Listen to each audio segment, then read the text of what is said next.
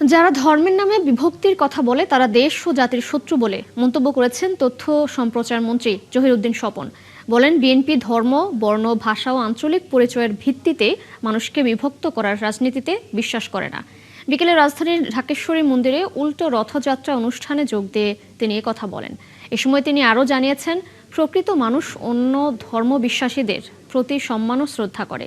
অনুষ্ঠানে অংশ নিয়ে ঢাকা দক্ষিণ সিটি কর্পোরেশনের প্রশাসক আব্দুস সালাম বলেন, সাম্প্রদায়িক সম্প্রীতিতে যারা বিশ্বাস করে না তারা দেশ ও সার্বভৌমত্বের জন্য হুমকি স্বরূপ।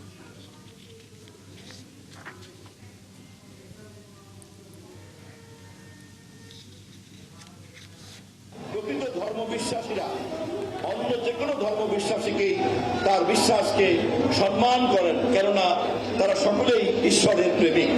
আমাদেরকে সজাগ থাকতে হবে। আমাদের ধর্মবিশ্বাসকে, প্রতিটি ধর্মের ধর্মবিশ্বাসীদেরকে কোন মহল কোন ধরনের কোন অশুভ লক্ষ্য চরিতার্থ করার জন্য যেন পুঁজি করতে না পারে। সকল সম্প্রদায়ের দেশ, কেউ সাম্প্রদায়িক সম্প্রীতি যারা নষ্ট করতে চায় তারা বাংলাদেশের সার্বভৌমত্বে বিশ্বাস করে না।